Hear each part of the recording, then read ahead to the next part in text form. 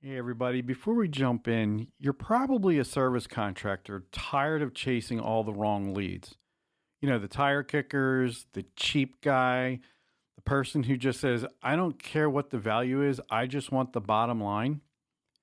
Check out Attract and Keep Clients Sprint from Genesis Business Strategies.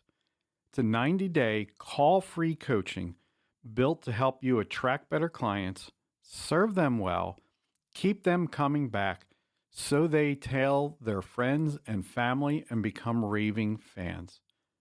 Head to genesisbusinessstrategies.com to learn more. Now let's get into the episode.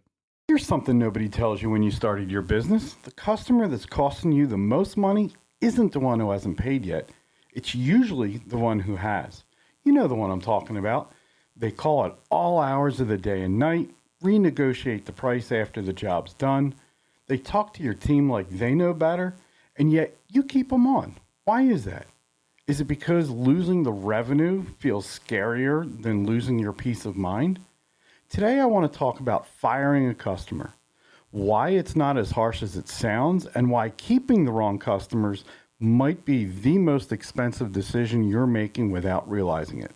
But before we get started, if any of this makes you wonder how you can grow a better business, a better company, I want to invite you to a free 30-minute serve call where we will sit down and tackle your biggest challenge. You know, most of us were raised on the customer is always right. And frankly, there's a version of that that's worth keeping. Treat people well, give them the benefit of the doubt, and don't get defensive over every complaint. Try and see things from their perspective. But somehow, a lot of us turn that into never say no, no matter what. And that's not being humble. It's usually not because the customer was right. It's usually because sometimes it was just easier to avoid the difficult conversation. We tell ourselves we're being gracious. In reality, we're scared of the conversation. We just don't want to deal with it. Here's what I rarely think about. Your team is watching how you handle that customer. Every time you let someone disrespect your people and keep writing their invoices, you're teaching your team something. You're teaching your team that this is what gets tolerated here. And your best people, the ones who actually have options, they notice first. So how do you know when a customer crossed the line from difficult to done? I use 3 questions. Question number 1, chronic disrespect. Are they always disrespecting your team? We're not talking about they're having a bad day. We've all had bad days. I was talking about a pattern.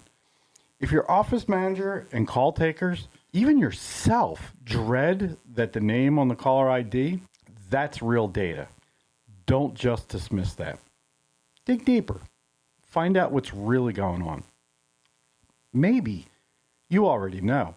Maybe there's something else going on in the background. Question number 2, chronic non-payment or renegotiation. Someone who agrees to a price, gets the work done, and then decides afterward that they don't feel like paying the full amount.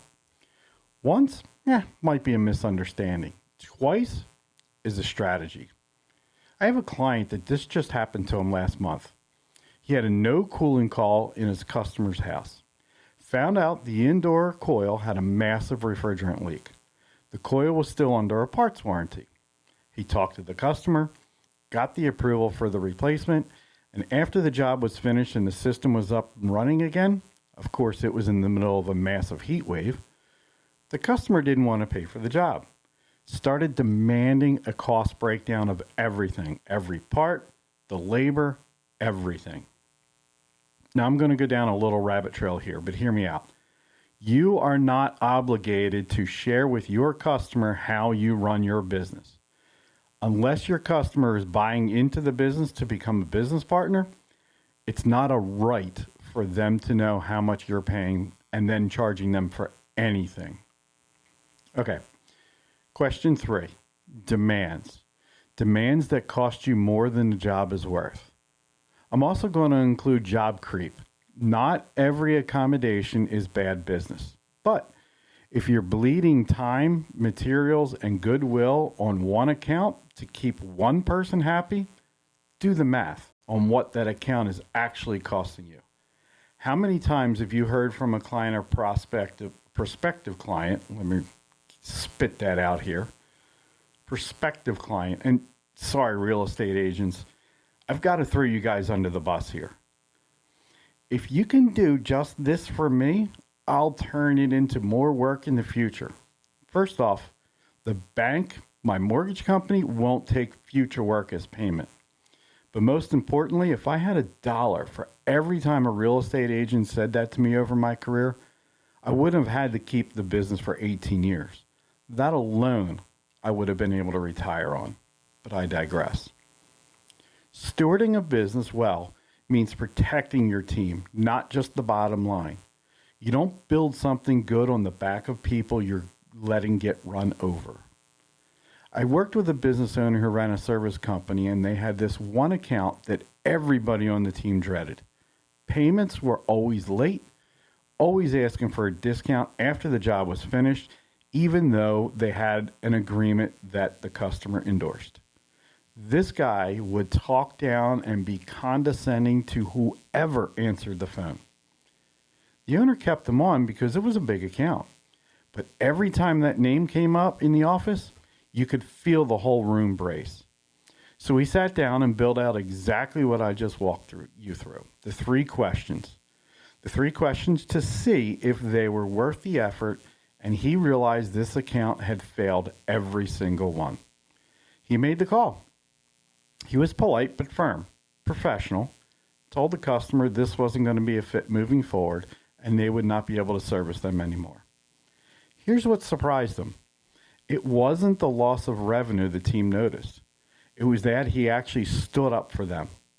That was the first time some of them saw him lead and not manage. So here's your one thing this week.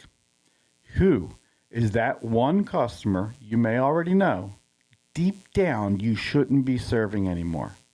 I'm sure you already know who it is. Use this the next time that shows up. Be preemptive.